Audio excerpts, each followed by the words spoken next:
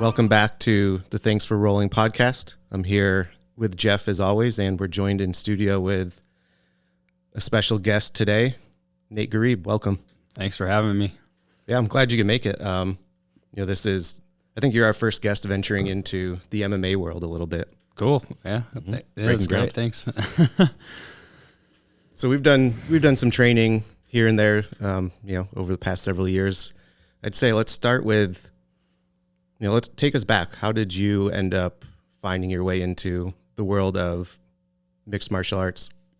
So I actually grew up wrestling. In high school, I wrestled, and at the end of my senior year, my wrestling coach had mentioned MMA to me, and at that time, I had, I've heard of like Chuck Liddell. I heard of a lot about Anderson Silva because that was when he was on his run. I didn't really watch it, didn't know much about it, and I was going into college the next year, so I figured I would take that time to work on my wrestling, and then because from my mindset, all I'd ever heard was, oh, wrestlers are great MMA fighters. Yep. Like, okay, great. So I'll wrestle in college, and then I'll start my journey. So as I was going through, I had actually got injured a couple times my freshman and sophomore year. I had broke my foot my first year, had to have surgery, so I only wrestled for like 2 months, and then I tore my labrum my sophomore year in the same tournament in Ithaca. So with all that downtime that I had after my sophomore year, I started to kind of look more into what else I could do, because I took maybe 8 months off from training, and I realized that I needed to continue to compete because I was going crazy. I started to kind of lose myself a little bit. I was in college, so started partying a little bit more where I didn't party at all in high school. Yeah. And started to kind of lose myself, and I was very unhappy. So I ended up contacting a local guy, Jim McSweeney, who was I don't even know how old he is now, but he was an older guy doing MMA, and I was like, hey, I know you train, so where do you train? How do you get into this stuff? And so he kind of directed me. He gave me a couple different gyms I could check out. One being Team Link in Northampton, and I joined them and I tried it out, and I was like, wow, this is actually a lot of fun for jiu-jitsu. And then I was and I stuck with it, and so I've just kind of rolled with it. And once I started the jiu-jitsu, like I said, I was like, this is different than wrestling. It wasn't as I don't know, I didn't always love wrestling, but with jiu-jitsu, I was like, okay, this is a little bit it's not as aggressive, and it's more methodical. You know, there's more to it. So yeah, I can attest to that. Similar path. Wrestled in high school, wrestled in college, and same thing. I always did all right, but I don't think I ever loved it. It was just such a grind. It was always a beat down, the constant weight cuts. And then I got into jiu-jitsu, and it's just you get the same satisfaction, and it's so much more chill. Right. And now we're coming full circle. Our school's getting way back more into wrestling again. Yeah. It's funny because that was the thing. When I was wrestling, it was I felt like I was just going through the motions, but then as I started to understand jiu-jitsu more, I felt kind of what you're saying, I didn't really, when I was wrestling, I felt like I just did not have the desire to do it anymore. And then as I got into jiu-jitsu and got better, then as I started to join, get really into MMA and actually join an MMA team and do the MMA stuff, I started to be okay, I need wrestling now, because as my jiu-jitsu got better, people were beating me with wrestling, and or my striking really improved, where I was beating everybody with striking, so guys would naturally want to take me down. And it was I would just play jiu-jitsu in a fight, and I would lose those fights because I wasn't equipped to wrestle these guys after. I thought oh, it would just be there, but as you guys skills know, diminish. Yeah, they diminish. So I started to start to fall in love with the grind of MMA wrestling, and now it's the same thing what you're saying with the school, or I want to improve my wrestling. So now I've fallen back. I almost rekindled that fire and the love for the grind, but also wrestling, and I've always had more of a guard passing heavy type of jiu-jitsu if I'm not laying on my back and playing out of the guard, So it's it's either or, so it's just improving that stuff. So yeah. Nice. Was there a point in time that you can think back that says, all right, now I'm going to actually fight? Yeah, I don't know. I think like I went to college in West Virginia, and I was at Team Link in Northampton, like I said, and so in the summers I would come back and I would go there, and at the time they weren't really, they're like, oh, you need to have this amount of experience and whatever. Mm-hmm. And in West Virginia, it didn't really matter. You could just fight whenever, and the commissions there, at that time, I don't think we didn't do blood. We didn't have to do anything. It was like you just show up. The doctor says, like, looks at you, goes, okay, he's good to go, and you just fight. You know, it's kind of like similar to like how Vermont is a little bit better than Vermont is. But my buddy who ran the Muay Thai club, like he became my friend through the Muay Thai club. There was like 5 of us, and we always trained. We always wanted to get better, and every time we got an opportunity to fight, we did. So, I mean, there was never a question of like, do I want to do it? The only question I had was like, oh, do I even want to be an amateur? Let's just jump right into pro. And my buddy was like, you really should just like take your time, get some experience. I think I fought like 4 or 5 times in West Virginia and once in Pennsylvania. So I guess it was just like, we just went right to it I think it was after my junior year. So beginning of my senior year, we fought like 3 times right before I graduated, and and then I just stuck with it. Just didn't want to, I just wanted to keep going with it and see how far I could take it. So now we're here, Excuse me. So you started fighting amateurs when you're in West Virginia, Pennsylvania. So I'm guessing after college you moved back to New England full time, right? I moved back for the summer. So I actually ended up graduating before all of my friends did. They were all older than me, but they all had like, because a lot of us transferred from different areas. Some from California, some from New York, some from like New Jersey. I just happened to like make sure I got all my credits transferred, right? And then I just graduated like the semester before. And so when I came back, when I'd stayed that summer to finish like some capstone thing, and then I was like, oh well, what am I gonna do now? Because like I had my degree, and I was like, I don't know what I'm gonna do. Like I had an anxiety attack because I was like, I have no idea like what I want to do. I said I want to be a fighter. Like how do you make this happen? And what was your degree in, or what is your degree in? Criminology. Okay. Yeah. So originally I was like, when I went to college, was undeclared, but I was like, oh, I'll just be a police officer. That's just what I thought I was going to do. And then I was like, the more I thought about it, I was like, I really don't want to do this. And I just I wanted to do something different. I wanted to kind of like do things on my time and not have to be like, be responsible, like do whatever told me to do, basically. So that's how where fighting became like, you have to make a decision, like, is this what you want, or do you have to follow this other career path and like actually just do all these. You don't want to be steps. Halfway in, halfway out. Yeah. So I don't know if I answered your question. Sorry. I guess I didn't really complete my question either. What I was trying to get at. So you moved back here after college at some point. Oh, right. And then, so you continued to fight amateur for a while here before you turned pro, right? Yeah. Yeah. Cause I didn't actually have because I was bouncing around between Team Link and then going back to West Virginia, like I knew that I felt more at home when I was with my buddy from West Virginia.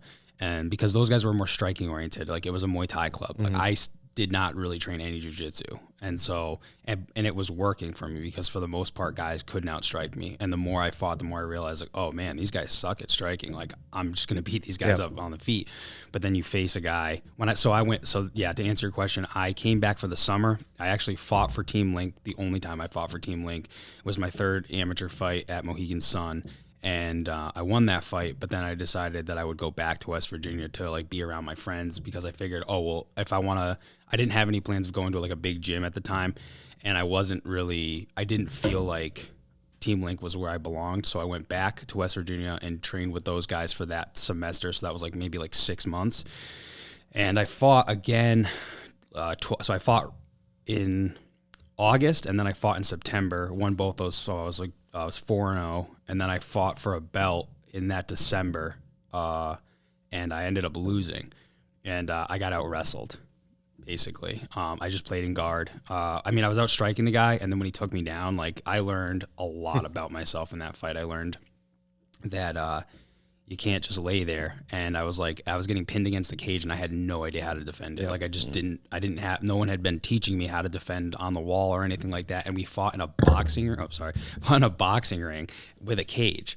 So I learned the importance of like the environment, because he was pinning my head in the corners where you can't turn. Like that was the one thing that was wild. Like, oh wow. Like it was a great experience because it taught me a lot about how you have to like approach MMA, because it isn't jiu-jitsu and it isn't kickboxing. It's like this whole blend, and then understanding the element of the cage. Like the cage makes a huge difference. And like, that's especially a cage with a corner.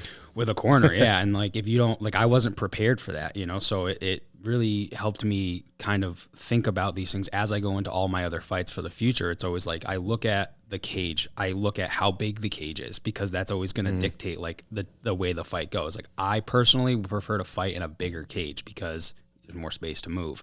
Fight in a small cage, you take 2 steps and you're in the fight already. And that forces grappling. I don't think a lot of people realize that the smaller the cage, it forces you to grapple more. So for me, as being a more striking oriented person, not that I can't grapple, you want some space to work. I want some space to work. Yeah, exactly. So, I mean, I learned a lot, but when I came back, I was like, all right, well, I ended up deciding that after that I would go to Thailand, because I always wanted to. I always said like, so one thing that is interesting is when I went to college, I had a teacher give us this like presentation, and it was about like your aspirations. And like at that time I was like kind of dabbling in like, what do I really want to do? So I said I would graduate college. I wanted to go to Thailand and learn Muay Thai. And this was before I trained Muay Thai. And then I wanted to get to the UFC and win a belt. That's like my goal. And so I figured if I went to Thailand after I had finished, because again, after I'd finished that 6 months in West Virginia, I was like, what am I going to do? Like, I don't know. And so I figured, well, you said you wanted to go to Thailand, go to Thailand, like get this thing going, like move in the direction that you actually want to go in. Don't just like say you're going to do things and then just like wish later on that you did. So I went to Thailand, came back, and John Manley had left Team Link and opened up his own school. So I went there for a little while, and then I ended up, I won one fight with him, and then I lost a fight, another championship belt, to Matt Biena and in reality fighting. And then I realized like I really need to like go and learn other things from other people, MMA wise. And that's what brought me to FAA at the time. Because Jeremy around the area is the only person that really knows MMA, and he had shown me a lot of different ways to like all the answers that I was like, that I needed for like how to defend on the cage, how to get back up, how to, you know, be a complete MMA fighter, how to transition. Like he showed me all of those things and really brought me to that next level. And I had traveled all over, because at that time also like I was like, well, where else can I go? What else can I see? Like I had went out to Colorado to check out a bunch of different gyms. I went out to, I was in Illinois, and I checked out where Yair Rodriguez was training. And like me and my wife now, we traveled to different places, like Trinidad and Tobago is where she's from, and like I trained there for a little bit, like just checked out different places, get different perspectives. So it's kind of been like, I'm kind of like a nomad. Like I've trained like all over the place, and it's kind of like giving me like every time I go somewhere new, I learn different little pieces to this game, and I can like put them where I think they belong, or have people help me like transition. So it's like I feel like I came back home, but then it's like I always come back home and then I go somewhere else. And it's like that's kind of like how I've always been. I've just kind of been like trying to learn from all the best people around, learn from all the best people around the world that I can, you know, find and like learn from. They're willing to teach. So it's been like a really crazy, like when I look back on it, I mean, I'm like, geez, like I've been like all over the place. And how old are you? 28. Yeah. That's a lot. Yeah. That's a lot packed into 28. Yeah. It's been cool. Like, also, like, I went to Europe at one point after I lost to Nick Fury, because it was like every time I lose, I'm like, I need to reinvent myself, you know, because it's like I need to figure out what's going on. And I think just separating yourself sometimes from the training and like going around and like being by yourself with nobody that you know kind of forces you to kind of like really think about who you are and like what you really want in life.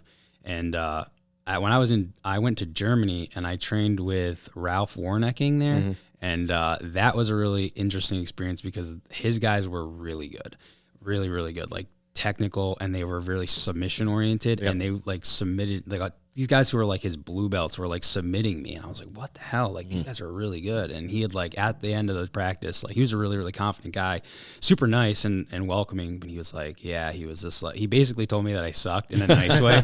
And he was like, yeah, we were really submission oriented here. He's like, you do a lot of guard passing, but like you don't do anything with it. And then it was like, okay. Yeah, Ralph is one of the really early Eddie Bravo black belts. Yeah. I mean, I've never met the guy, but I've heard, I've always heard the same.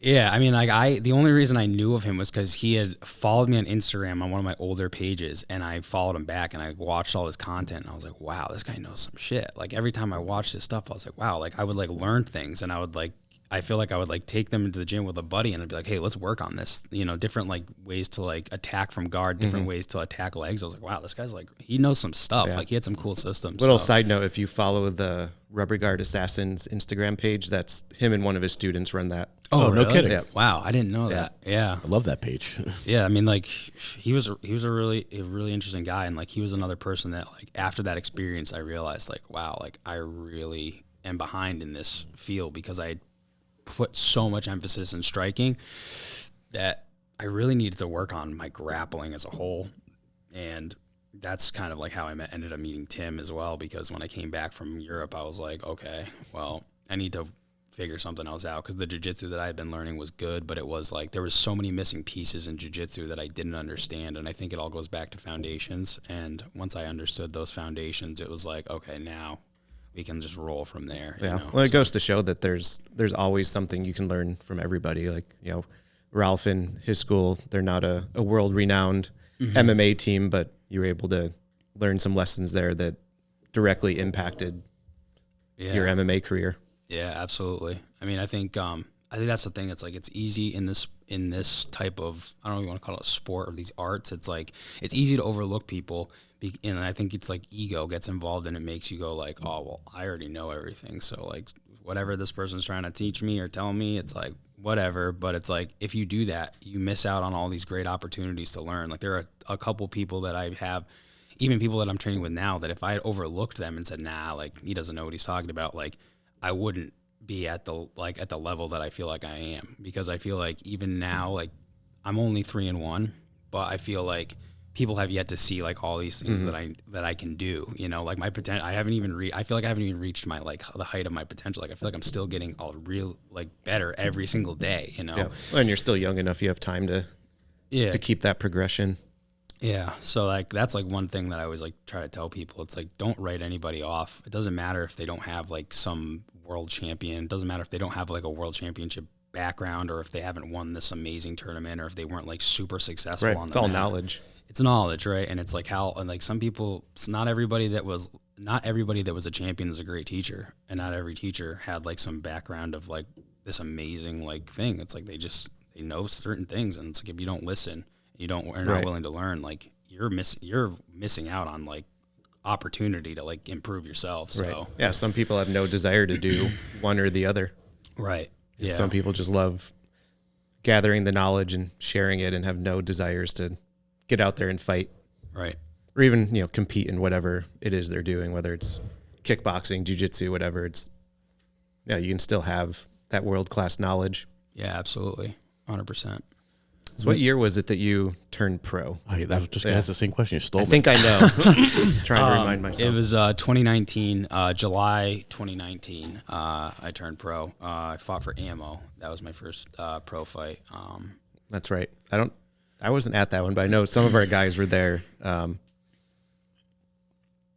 Actually, I think it was Daniel. I'm sure you guys will get into this on his podcast, so I won't steal his story too much. But I just remember his reaction coming back after like seeing you warming up backstage and then messing up the guy in your first pro fight. Yeah. That was a great day for me. The guy wasn't like anything spectacular by any means, but it was a great opportunity for me to like, because at that time a lot of people were like, oh, he doesn't have power in his hands, he doesn't have like knockout power, and it was one of those experiences that kind of shaped the way that I see fighting, and it like really altered how I see like training, because it was like I felt like when I was in that fight, there was like a scramble. I was really trying to put him in a twister. That was like my big thing. I'd been working with Tim Babiak, and we had been working on the twister a lot, and I was hitting everybody in training with it. Like, even guys who like, you shouldn't hit with a twister, I'm just hitting these people with twisters. And so I was like, I really want to hit this guy with a twister. And then in the fight, when I was like on top of the guy, my coach at the time was like, no.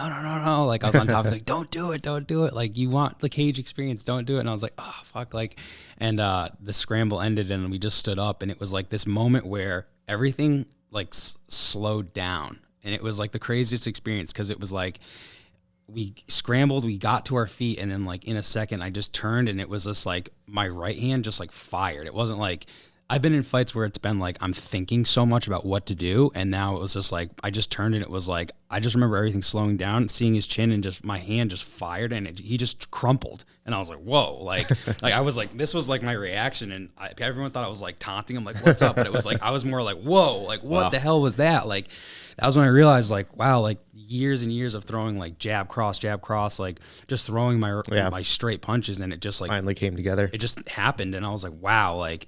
So like, especially after like thinking back on it, I realized like how important it is to like be consistent with your training, and like find a couple things to really like work on, because when you're in a fight or you're in a competition, you really just, you don't want to have to think about things. Like John Manley used to say this to me all the time, like, if you're thinking, you're behind timing, which would happen to me all the time.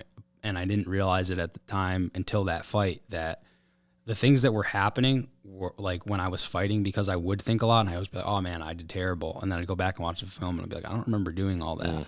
And then I remember, well, I trained all that stuff, and it just becomes who you are. So I think it's like important to like be in the gym and like constantly working on those things and fine tuning them, because like, even though my jab cross was good, it was like, it can still be better, and it's gotten better. But I just think like that repetition is everything, you know? So that fight was like, even though it was like, again, the guy wasn't anything spectacular, it was one of those, another lesson for me that just taught me the importance of like what you do in the gym matters, and how you train yourself. It really does matter. It's more about you than it is about the opponent, right? You're trying to display your skills at the highest level. Yeah.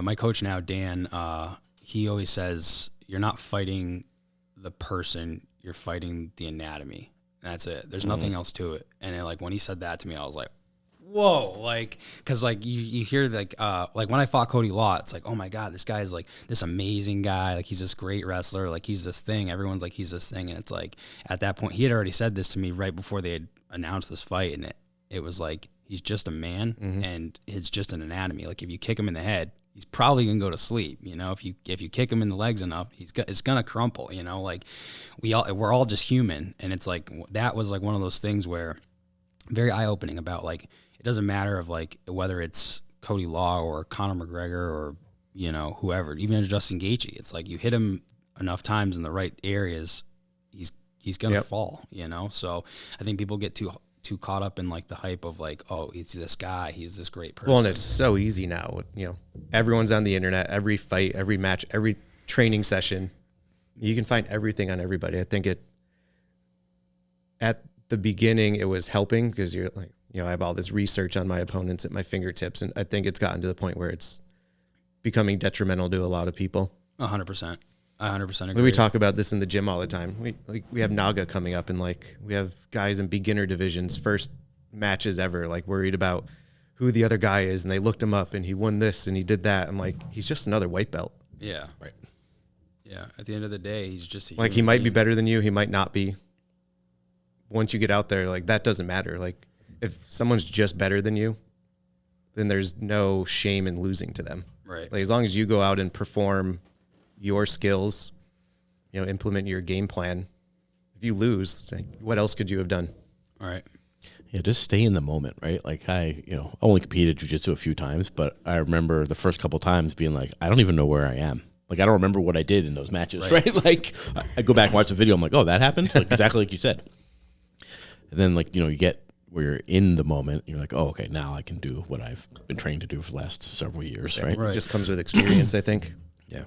Yeah, absolutely. The more that you're like exposed to that environment and you're around, like, it's because like that's the thing. Like, whether it's a fight or a jiu-jitsu competition, it's like people say, "Oh, it's just like sparring. It's just like rolling." It's like, it's not though. It's not, yeah. And it's like, again, I think when you train enough and you like, if you're a jack of all trades, I think this is where people they have a difficult time because they don't have a go-to. Like in the gym, there's people, they're like the gym killer, right? The guy that just can beat everybody and they can do all these great things in the gym. And then it's like, when it comes time to compete, it's like, you're only going to do the things that you're confident in doing. You're not going to do all these like crazy things that you do in the gym because you're going to be more, unless you have that. Like there's only I think there's a select few people who have the mindset to just be like, I don't care. I'm just going to do it, and there are other people that get reserved because they're like, I don't want to lose. Everybody likes to say they're that guy. Yeah. Everybody likes to say they're that guy. But when if you spend enough time working on a system, working on like a specific area, like a niche, people who have a niche, like, they just tend to do better because they just know they have a bunch of different answers to get to that one spot and finish it, and they know how to finish it properly. They've done it so many times. They have all the little key details. They make the adjustment. And like you said, being in the moment is everything. If you're in the moment, okay, well, he's like, if you're like, I always go to heel hook. So it's like, oh, he's turning his heel down. Okay. What do I do? What's the next step? If he defends this way, I do this. If he defends that way, I do this. And it's like having those little answers. And if you're not in the moment, you're like, oh, well, he's defending it. What do I do? It's like, not going to make those adjustments because you're thinking about it, so you're behind time, and that guy's probably already escaped by now. I was always taught like have two things, not even three, from like each of your major positions in competition, and just drill the shit out of those, right? So that Pat put me on my back. I'm in this position. He's doing this. I know what. I immediately have that. It has to be automatic muscle memory drilled right into it, which I've never actually achieved that part of it, but. That was the goal, at least. Yeah, I preach a lot with almost everything I teach. You're going to run into roadblocks, right? People, unless your opponent just is entirely novice and doesn't know what to do, the other person's defending. So when you hit that roadblock of their defense, you either need to be ready for the next automatic thing, or you just have to like give up on it and try something else. Right. So which one do you want to choose? It's like, do you want to build this path in this system, or do you want to just have to stop and reset every time someone stops what you're doing? Right. I don't know how much everybody actually listens, but it's what we try to do. What'd you say? Especially in jiu-jitsu, right? I mean, like, everything chains off of everything else. There's a million variations. I think we get caught up in like going online and seeing the coolest move. Yeah, you look up like heel hook, right? And you've got 52 videos by 52 different guys teaching it, 40 different ways. You're like, oh, I can do all those things. But you're not chaining it together with anything else, right? And there's too much talk about what's wrong and what's right. Right. I think it comes down to like what's right for you, like exactly. My wrestling coach in high school, who was actually in my corner in my last fight, which was cool because he was the one that kind of like was the first person to ever be like MMA. Like, that's you cool. should check out MMA. Yeah. And I wrestled for him for 6 years, because 5 years. I'm sorry, 5 years. But I would go back every season to help him coach the next generation of kids. So I've been around him. He's been a good friend of mine. He's been a mentor with me for over. I started wrestling like 14 years ago. So it's like I've known him for a long time, and. Yeah, he used to say, and he still says it to the kids, I'm going to give you a bunch of tools. You need to find which ones work best for you. Like, he's not going to be like, which I think is a great mindset, is be like, hey, here's a couple things, but you need to find these things, and then you need to work on these things, and you need to see where they apply, there's a 1,000 different ways to skin a cat, or whatever that saying is, and finding the way that works for you. And like, everybody's body type's different. Like, some people are taller, some people are stronger, some people are more flexible, and like, you start to see how those kind of those attributes can kind of like some people who are more flexible are going to be better at doing like a rubber guard, right? Like, you don't have to be flexible if you know how to do it right, but being more flexible helps, for sure. And I think like knowing yourself, and like, I think also the other thing is like, people should consider if they did sports growing up, like how those other sports like impacted them, because I think my striking is as good as it is, not just because of MMA and martial arts, but because I grew up playing baseball. So hand-eye coordination, being able to see things. I can see things other people don't see, like punches and strikes coming, which is why I can evade strikes so well. And my footwork from soccer, because I did a lot of footwork during soccer, and my ability to stay in a good position the whole time. And I think taking those lessons that you learn from early childhood sports, you can like kind of like transition that into your martial arts. And I think you could do that. It doesn't have to be sports. Like my striking coach now, we were talking about this last night. He was a musician before he was before a striking coach. And so he understands rhythm and tempo and like how to piece things together and the flow of certain things. So I think like having those backgrounds in different areas and like taking those and applying them, because it's like, a lot of people say it, I'm sure you guys have heard people say it, like martial arts is a lifestyle.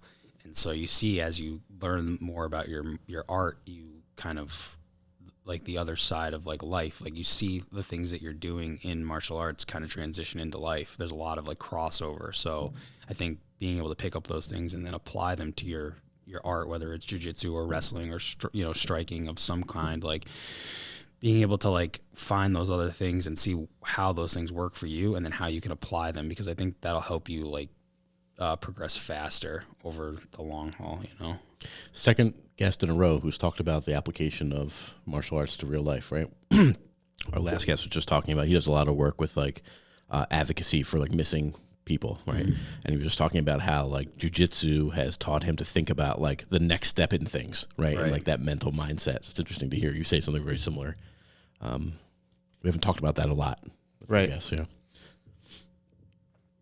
have a question for you. I did a little Muay Thai when I was first started training, and one of the biggest obstacles for me was punching someone in the face.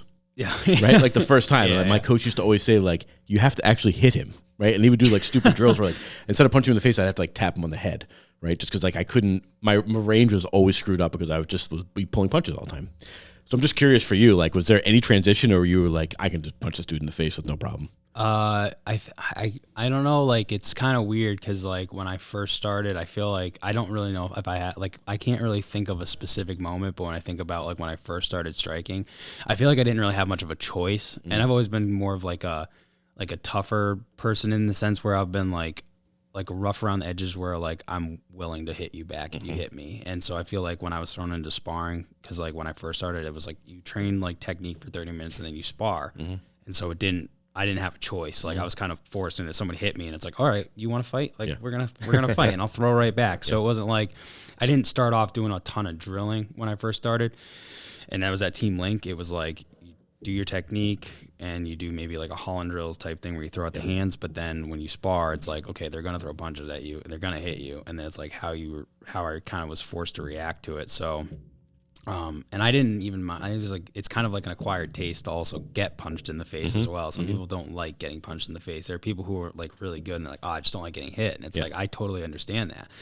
I didn't care. I was like, all right, punch me in the face and I'm going to hit you back. So it was just kind of like I think it's like the environment, like you're put into, because at the time, I think John had just gotten back from the Ultimate Fighter. So he was still trying to like get back to that place. And so he was kind of like, the sparring we had was like, it wasn't hard sparring, but it was like you're getting hit. It was more serious. He was getting like, they had like rounds where they'd put him in the middle, and then like we didn't have any pro fighters at the time.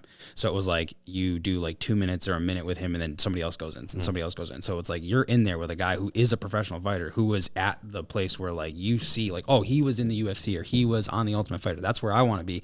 So you're kind of like, we were kind of pushed into it, or I was pushed into it like right away. Yeah. So I didn't really have much of a choice. I felt like, what I mean? If I wanted to be there, it was like you had to actually like commit to doing it. Yeah. And in West Virginia, I was still to this day, I feel like the guys that I trained with were some of the best strikers that I've like worked with. I had 4 training partners that were very, very good at Muay Thai and very good at like striking. And like there, it was like we did a lot of like drilling that involved like taking shots, like being able to defend the shots, like whether it was and that was the thing, like, because once you get punched, it's like punching doesn't hurt, but getting kicked doesn't feel good, and then eventually the more you do it, the less it hurts. So then you like kind of like, you're like, okay, we're going to do more of this. Like take more leg kicks, take more body kicks, blocking on your forearms, blocking on your, taking the shin damage to your nerve, the nerve, you can't feel the nerve anymore. So I think, in terms of that, like, I feel like the kicks were a lot worse in the beginning. So it was like, once you got over that, it was like, whatever.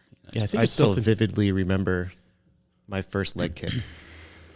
And not so much executing it or receiving it? No, receiving it. And not so much, the pain or anything in the moment, but the next day it was with a shin pad from a guy that didn't really know how to kick. And I was working on a construction site in the mountains and just like on my feet, up and down, walking up and down the hills all day long. And it was debilitating. Yeah. Yeah.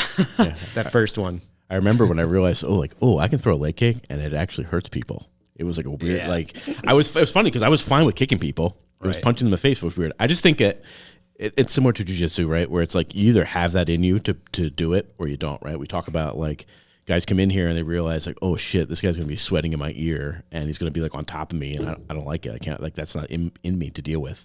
I think it's similar with fighting, right? Or if you're like, I never really gotten like maybe one fight as a kid, right? Just never really had that experience.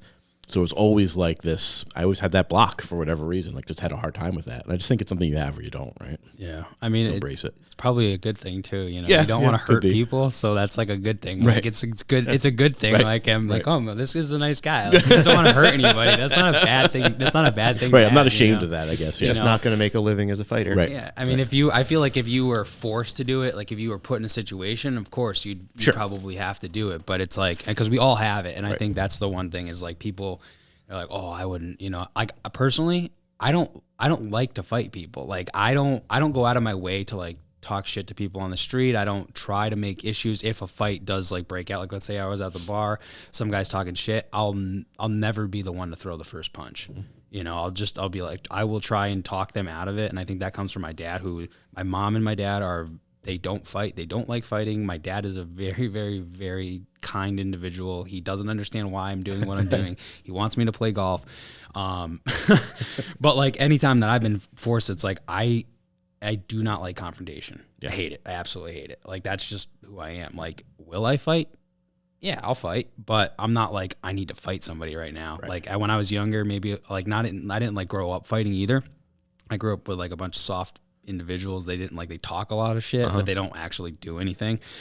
But I'm never looking for a fight. Like if I have to fight, I'm like, all right, like when you're in a cage and you're like, okay, this is what I get paid to do, or this is what I want to do because I want, it's kind of like GSP. It's like, I don't like fighting, but I want the lifestyle. You know what I mean? I want that lifestyle. And I also love like just martial arts and getting better. Like it's just one of those things that I just like all like the two of you, like you love martial arts, like you like getting better. You love being surrounded by great people who like come from every background. Like, you know what I mean? Like someone just posted a picture the other day on Instagram about how it's like the cop, like you could be black, you could be Hispanic, you can be, a woman, you can be like, what doesn't matter. Like everybody comes together for martial arts and we all come together for the same, like you put all the differences aside, like all the political issues that like we deal with today, you put them in the gym together and we all just like get better, given the right like environment, you're just coming together to get better. And it doesn't matter if you're a doctor, it doesn't matter if you're a janitor, it doesn't matter what you do. Yep. You just come together to get better. And that's another thing that I love. It's just like, I love being in this environment where I wake up every day and I get to do what I love with people that get to do what they love, So well said. That's the whole premise behind this podcast is, highlighting all of the normal yet unique individuals that we know and train with. Yeah. Yeah. Everybody's got a story. It comes from a totally different place. There's nobody here that's exactly like somebody else. And, we could be on the mat rolling and I would not know anything about you, but I know that we've got a brotherhood right there. Right. And that's really, to me, that's the most important thing. That's what keeps me coming back. Yeah. To it, so. Absolutely. Yeah. Yeah. Let's talk about what you have going on with your current team and everything you guys are building up right now. I think that's a really cool story. And we're obviously super supportive of what you have going on. Yeah, man. So after the Bellator fight, we decided that it was time to kind of like start our own spot. I had recently met my striking coach now, maybe 4 to 6 months before. And I just liked the stuff that he was teaching me. Obviously, I've known Alex since Team Link days when he was like, so he's still a kid to me because he's like 21, but he was like, he was really a kid. Yeah, he's really. I remember the first time I met him, he was definitely still a kid. He was still a kid. And yeah, that's the thing. He's still a kid. And but for being a kid, like at the time, like I didn't have a relationship with Alex when I was at Team Link, and then even when I had met him I hadn't seen him for a couple of years. Then I met him again at Tim Babiak's. Still didn't really know him that well. And then it wasn't until COVID happened where we had taken some time to really get to know each other because nobody was training.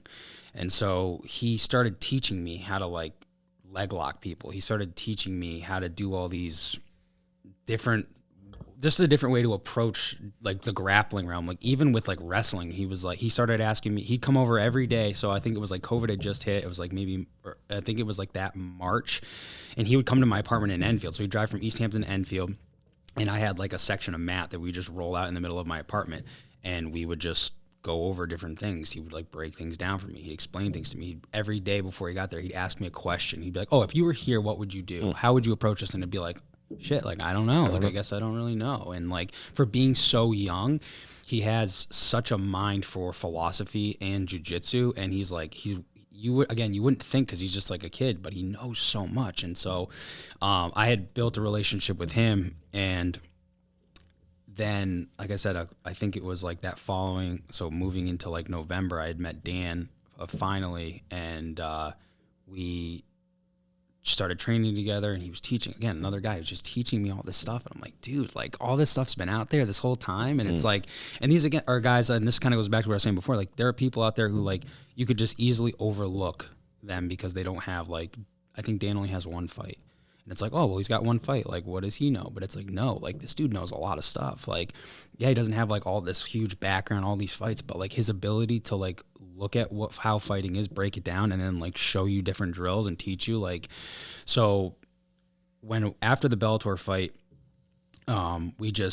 we had talked about it before because it was like getting to a point where I kind of wanted to move on. I've been wanting to move on for a while. And these two guys kind of like were in a similar boat where like Alex didn't have a full-time gym. He had stopped training with other people, and he wasn't at like a place where he was like, he was going to college. So he was just like, oh, I don't really know what I'm doing. I don't really know where I'm going. And Dan has been training out of a garage with his other guys for 7 years, you know, and like we wanted to kind of like expand that and like kind of teach on our own terms and learn on our own terms, and not like be in a different environment of other people's like styles and systems. We wanted to kind of form our own. And so the three of us just got together and we're like, well, I guess it's time to like do that. You know, like I ended up leaving my team, and he ended up not leaving his guys at the gym at the garage, but he was like, okay, we're going to move over to this spot. We want a bigger space, because the garage that he was training in was a little bit smaller. So it was like, there's only a few guys could really be in there. So, and not that our space is like massive by any means, it's a very small spot, but we wanted our own private facility, because we were training out of my parents' basement. That's what we were doing. Like I had like a 12 by 12 mat with a couple extenders. So it was like a decent size for like maybe like 4 people, but it wasn't like some massive thing. And like, I didn't want to every time, especially with COVID, my parents were like freaking out about it. So we didn't want to keep showing up at my parents' house. So what we ended up doing was we rented a space. We bought some mats, and we decided that we would just run a private facility. And like at one point, like we obviously had talked about expanding, but like we started to get away from like focusing on the fights, because like I was teaching, Dan's teaching, Alex is teaching, so we never had time to like get together and work. So like we were talking about, I was like, if Bellator called again, like would we be ready to fight? Right. It's like at that time, no, because we were focusing on everybody else, trying to build like this thing up.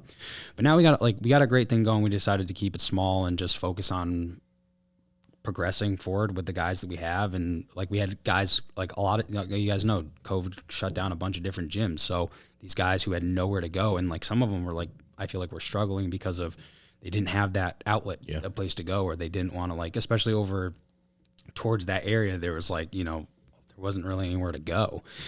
So we decided to just like form this little group of like nerds, and we put it together, and now we're just growing, you know, like on not necessarily in size, but like in our skill level, our understanding. And it's just a place where like everybody brings something, like, you know, everybody brings knowledge, because we all have different backgrounds. So whether they were jiu-jitsu before, wrestling, striking, now we all have different ideas and concepts, and it's a place where we can all go, where there really is no ego. We don't feel like we compete and we have fun, but at the end of the day, it's not like, hey, like I'm better than you. It doesn't have to be that way. Like we have guys that are there now that like submit Alex, who like we're coaching, and they just destroy us. I'm like, damn, like this guy's good, but it's like, it excites us because it's like we have guys now we know that can push us where we need to be. Elevates the entire squad. Exactly.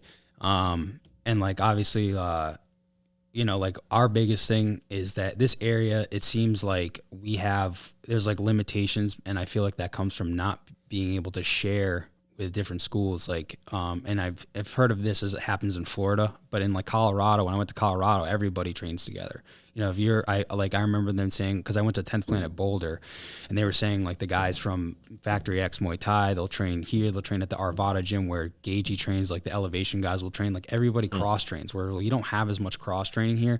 And we would love for that to be like a huge thing. Like we've talked about it, you know, like I love coming here. I feel like you guys are super kind people who work extremely hard and are the same thing. You guys are getting better and better and better. It's not like, okay, this is what we do and that's the only thing we do. You guys are constantly getting better. Every time I come in here, I can't be like, oh, I'm just going to walk all over anybody. It doesn't happen. Like I come in here and it's like, damn, like I could get submitted. You know, I can get beat. I could get like you got guys like Lou, you got guys like Daniel, you got guys like Jameson, like you guys, you know, like I can't just walk in here and be like, oh, I'm going to like it. You can't do that. Like, and you learn and you get better. And I've learned things just by coming in and taking your classes, you know what I mean? And like, I love that, like, that one time where you're like, oh, we have guys competing. I have to close for a couple of days. Can your guys come? And like only a couple guys came, but even being able to be around them and like just share ideas. Like we train, Bill comes sometimes and we train, and it's like, just being able to be around different people and share ideas and like learn, and like that's what I think this is about, you know. Like there are other gyms in the area. I won't mention their names, like that they don't really cross train that much. You know? No, it seems to be the norm around here actually. You know, we've been in business a little over 4 years, and I was kind of naive coming into it. I'm like, oh, we'll do like open mats all the time and like everybody will come in from everywhere, and it just never happened that way. It's, you know, I've a couple of friends here, a couple of friends there. Other guys have a friend here and there. Maybe they'll come over. But even then, it's like they're hiding to make sure nobody finds out that they came over. Right. Yeah. And I just think that it's kind of sad that it's like that, because it's like at the end of the day, it's not about beating the guys in the area. Like, not to like bash anybody, but it's like I don't care if I can beat your top guy. I care if I can beat the best guy in the world. And I feel like it's like the same thing with all of us, but at the same time, we're still so, not us, but there are a lot of people that feel like, oh, I don't want to be with them because I want to prove that my system works against these guys. And it's like, I don't care about the pond. I care about the ocean. I care about beating guys at the top of the food chain. I don't care about beating guys in this local area. I want those guys, if you get better, if the guys at Team Link get better, if the guys at FAA get better, if the guys at NESF get better, if the guys, now the whole region is better. We all get better. We all elevate each other, because I think it's just looking at like what's most important. And like, and that is like, that's the other thing. Like there are gyms that do welcome it. And I think like, I know NESF and you guys, us, FAA, like we all like, they do cross training. They do have people come in from different gyms, like people from Connecticut. When I was at FAA, people were coming from NASF. People were coming from, like Connecticut. A lot of people from Connecticut. You know, like Nick's in Nick's gym. Like Nick, that's one thing I love about Nick's gym is Nick Newell has like people from all over the place, all over Connecticut. Even people from New York come to train at his gym, and it's like it doesn't matter. We all come to get better, and it's like there's no ego involved. Like we don't go like, I don't spar with someone and go, oh, like fuck this guy, you know, he's trying to like kick my ass. It's like, no, we're trying to get better. We're all increasing, we're all improving, you know. And I think that that's one thing that like certain gyms in the area, they don't like welcome that type of competition. And it's like, it's not about like if your system's better or not. It's just about like, can we all get better together? Because at the end of the day, like I just think that there are a lot of people with a lot of talent, and I think just going out and exploring different places and learning a different way to do it will help the other guys get to the next level that they're trying to achieve, instead of just staying stuck in one area and like never, and just thinking this is the only thing that's going to get me there. And sometimes that works for people. But I do think that that's always kind of been our mission, is like we want to make connections with all the gyms. We want to be friendly with these guys, because we do see the value in everybody in the area. Like I think that's what's going to elevate us. I mean, you can look at places like Nevada, Colorado, Arizona, like they all cross train, and those are some of the California, I'm sure. You look at a Sunday open mat in Southern California. Oh, yeah. There'll be 80 people on the mats from every school in the area. Right. And you're getting different looks. You're getting different looks, different ways, different systems, and you're seeing like that's the one thing. It's like my big thing is like you don't want to get into a fight and be like, or a jiu-jitsu match and be like, oh man, like I've never seen that before. You want to see these patterns enough times where you're like, okay, I can defend this. Like I've seen it enough where it's like it's not going to happen. It's always those things that your body doesn't recognize because like when you're in a match and you're on autopilot, you're going to do what you naturally do, like we talked about. That doesn't necessarily always go for your offense, but also your defense. And if your computer goes, your brain goes, oh shit, I've never seen that, you're going to freeze. Like even for a split second, and that split second could be the difference between you getting tapped or getting out. Yeah. And I think like by seeing the wide variety, because we do have a lot of talented people in the area. We do. Like it's just I feel like we're just kind of, especially on the west side, you know, on the East Coast, they're where you know, like out in Boston and all, they all cross train.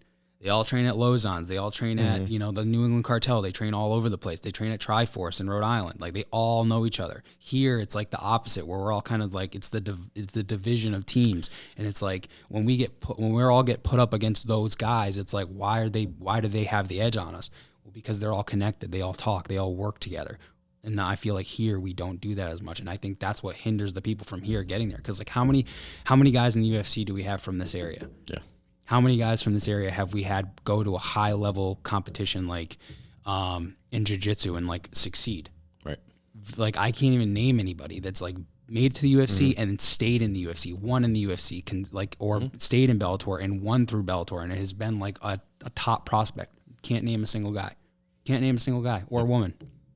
But I think that if we're able to like unite and like work together and like put all the bullshit aside, it's like we will all elevate each other, and that's the next step for us to move. I think it's just culture. It's just the culture and like working together as like one area as opposed to working against each other thinking that this is the be all end all. It's not. This is said. Nothing. Yeah, that's, you know, so I started training on the East Coast.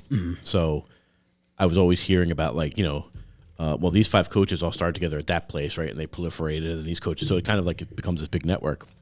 But I have definitely noticed since I moved back here 2+ years ago that there's a lot of I'm a medium fish in a small ass pond, but I still got a massive ego. And I'm like, right, not even a big fish. Not even a big fish. And not in a small, like you're just in a small, tiny ass pond. Like, why is there so much ego? And I wonder, like, if it's because it's more, I don't want to say startup, right? Some of these gyms obviously been around for a long time, right? But I wonder, like, hey, I was the only gym out here. I was the man. Other gyms pop up, so I've got to still keep my chest puffed up to be, I'm still the man, right? I was still the first one out here. I don't know, but it is a different environment, totally. And you're right. Like, when I was on the East Coast, we'd have different guys in the gym all the time from other places, and our guys would be going to other places all the time. It doesn't feel like I could walk into any other gym out here and they'd be like, hey, come on in, you're welcome. You know? Right. This is just my opinion. Yeah, you feel like it's like it's tribalism, I feel like. It's the tribalism, and like I get that.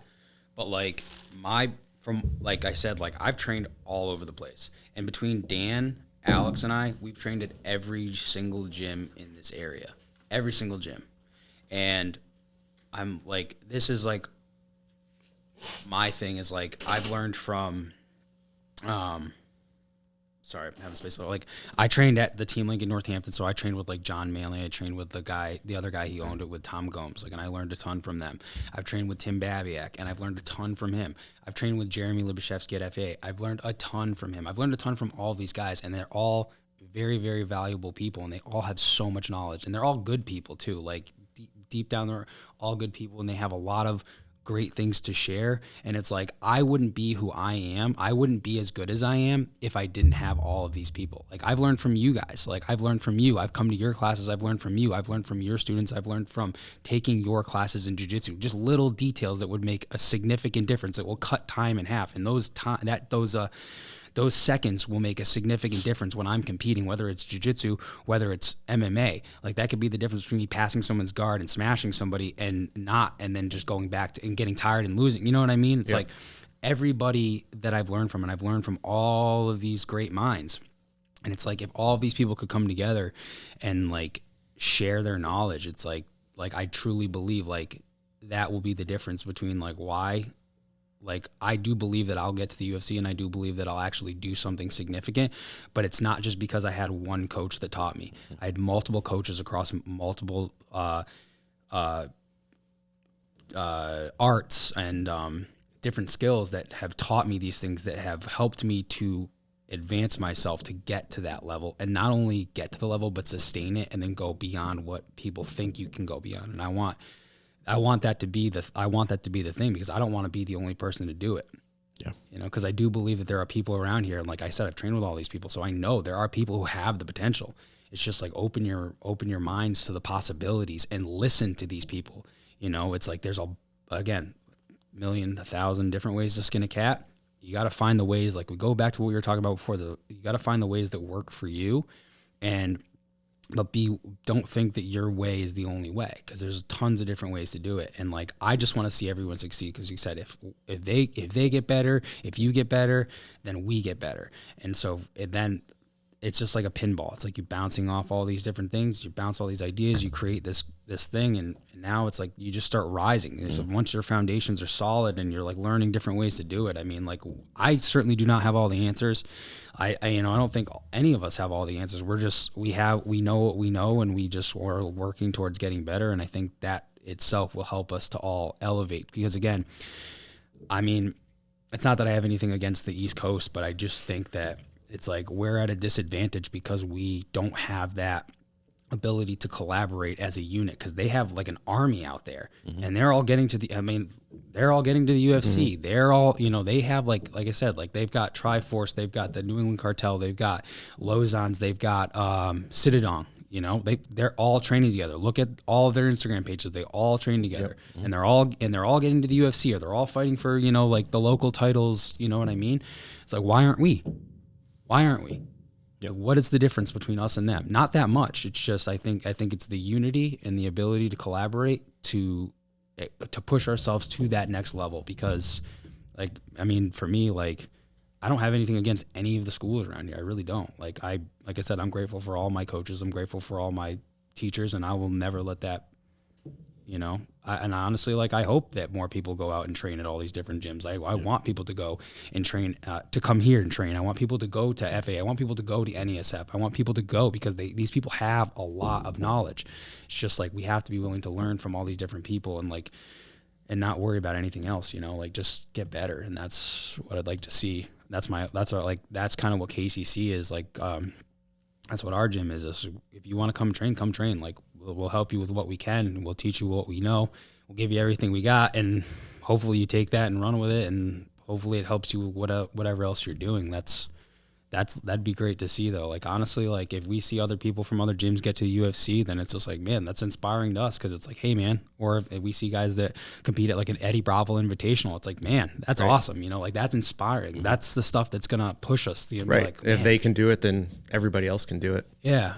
We just need that one person to like get their foot in the door, because it's just like, when you see somebody that doing it, it's like, man, he can do it. Like, it just puts that in your mind. Like, I can do it too. Like, I train with this guy. I know this guy. Like, he's a human being just like me. And like, you know him on a personal level. You're like, if you can do it, like, so can we. So that's like one thing that kind of like why we started the gym, was because we figured like we wanted to have the gym for ourselves that we always wanted growing up. Cause like I said, I had to bounce around a bunch, but like, we also just think that it's a great opportunity for people to see what else is out there, and just kind of broaden their horizons a little bit. So where can people find you guys? So we have an Instagram page that like we kind of run a little bit. Like, it's like, so that's, I think it's KCC Fight House right now. So KCC_Fight House. You can follow Dan at Van Horn Park, KC, at AJ Warren, bunch of numbers, and then I'm just at Nathan_Ghareeb. We'll look them all up and We'd put them in like links. to do this thing up here, right? We Yeah. yeah. Kuzushi Combat Club, right? Yeah, Kuzushi Combat Club. Yep. So How'd you guys end up on Kuzushi? so there was like some debate about what we wanted to do for names, and we're really big on like off balancing and just being like different. So we figured like it made the most sense especially it's become more common to use those like Japanese names. A lot of people are like, what does that even mean? Yeah. It's like, it just means off balance. And people are like, oh, okay, like whatever. But I hadn't heard it in a while, so I remember when you guys first, like, when that first showed up, I was like, oh, okay, I like that. That's cool. It's a cool name. yeah, I mean, we're big on like, we're big on off, we do think that there's like an importance of being, whether you're striking or you're grappling, to like keep people off balance, because that will keep all the Absolutely. the openings that you need. Right. So like whether it's, you're sweeping someone from standing or you're sweeping someone from the bottom, or, we just think that that's kind of fits us a little bit, Yeah, it's great. It's great. So we have our 2 standard questions I think we need to ask. Yep. So, what do you tell people when they ask you what you do? I tell people that I'm a cage fighter, because I figure like I say MMA and they're like, "What's MMA?" Yeah, and I'm like, I fight in a cage for a living. They're like, "You fight in a cage? Like what?" I'm like, "You everything. Like, you just like you're a boxer?" Like no, like I punch people in the face for a living. That's what I do. And I say, "Ooh, I don't want to mess with you." Yeah, exactly. Do they say that to you? It happens all the time. Like people say weird shit like that all the time. Like, oh, I don't like, no, that's not the point. The point is that this is what I do. It's what I do for fun. It's like, oh, you can kick my ass. I better not say anything to you, right? Yeah, my landlord was like, the other day, he was like, oh, I was walking to the bathroom. He's like, oh, you're looking fit. I was like, thanks, man. I appreciate that. I was like, I'm getting ready for a fight. He's like, a fight? Like, what kind of fight? I'm like, oh, I'm an MMA fighter. He's like, what's that? I was like, well, I get into a cage and I fight people for money. And he was just like, oh. He's like, all right, well, he's like, well, if you're late on rent next month, he's like, don't worry about it. And I was like, no, we'll pay. Don't worry. We're not, it's not a threat. It's not a threat. You're good. That's awesome. But yeah, stuff like just goofy things like that. It's funny though. It definitely brings like, I get all kinds of weird reactions, just like different faces and stuff like, yeah. You do what? Yeah. Pat and I always say that we just like kind of walk away. What's that jujitsu thing you do? Like, walk away. Is that like karate? Yeah, change the subject. Yes, move karate. on. Yeah. Want to ask the other question we want to ask? So our last question is usually theoretical for the rest of our guests, but it's going to be an easy one for you. What's your walkout song? Oh man, it's always changed. Switch it up. But I always change it. It depends on how I feel. I feel like I try to use songs that kind of like leave a message based for myself. But you have one for this fight coming up? I was thinking of going with "Dump the Clip" by Army of the Pharaohs, but I've been using "Mind Your Manners" by Chitty Bang.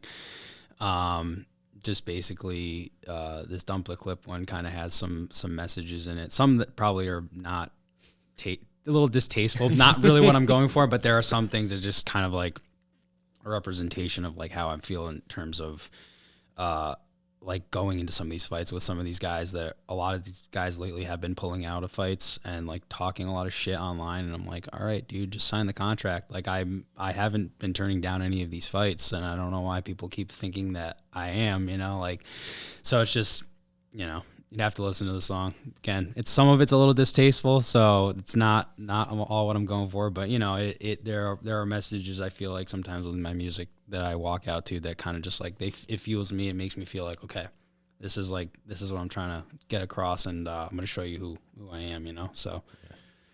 I like it. I haven't heard the name of that band in a long time. Yeah, Army of the Pharaohs, yeah. Or that group, I should say, not a band. So tell us what you have coming up. Oh, so September 17th, I'm fighting at the Connecticut Convention Center for CES again. I just fought for them last month, and I'm fighting a Brazilian, Eduardo Rodriguez. He's a black belt in jiu-jitsu, and don't know too much about him. He won his first fight in 2020, and he submitted the guy in the first round. So he's good on the ground, tough. He looks like a solid individual. Like he just like. Not like solid skill wise, but like physically, he's just like he looks like a brick shit house, which is good because I want like someone to be tough. I want someone to be in there. And I think it's going to be just one of those classic like grappler versus a striker, or that's what they think it is. But it's like people haven't really given me the chance to really like see what I can do on the ground. So if he wants to fight on the ground, then he's about to find out what the new breed of jiu-jitsu is all about, the traditional Brazilian way. And I think it's a little outdated, so hopefully he is prepared for everything, because if not, like it's just every fight I go in there with horrible intentions for everybody, just so that they know, like I'm not here to be your friend, and I'm not here to go easy on you, and I don't feel bad for you. If you sign a contract, like, you're in my way, and I'm trying to get to the UFC. So whatever, you're there, just show up, make sure you're on weight, and make sure you're ready to go, because I'm ready to go. So. I watched the finish of your last fight, and I was like, "Oh shit!" I was like, "Nate's got bad intentions for this." For this. Yeah, like, unleashed hell.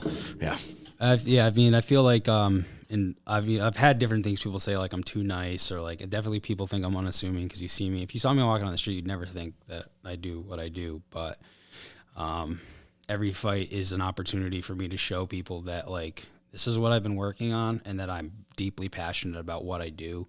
And I do think that people still to this day overlook me, and they think, like, they're always talking about other guys in the area, or other guys that, like, I'm like, dude, these guys don't really do anything. They don't do the kind of things that I can do. And I feel like I'm underappreciated in that way. I think CS appreciates me now. I think because I finally got a guy, like, the guy, he wasn't my original opponent. I had like 4 guys pull out, 1 guy say no for the last fight, and they got this guy on like 3 days notice. So it wasn't like I was like, oh, I needed like a guy with a horrible record to fight. Like, I'm like, had all these guys with like pretty decent records who were tough, and they were like, no. Or they were like, yeah, I'll sign. And then they pull out, and then they sign for other fights. I'm like, well, what the hell, man? Like, do you want to fight or not? Do you just want your friends to think you're the man? Because that's what it seems like a lot of these guys do.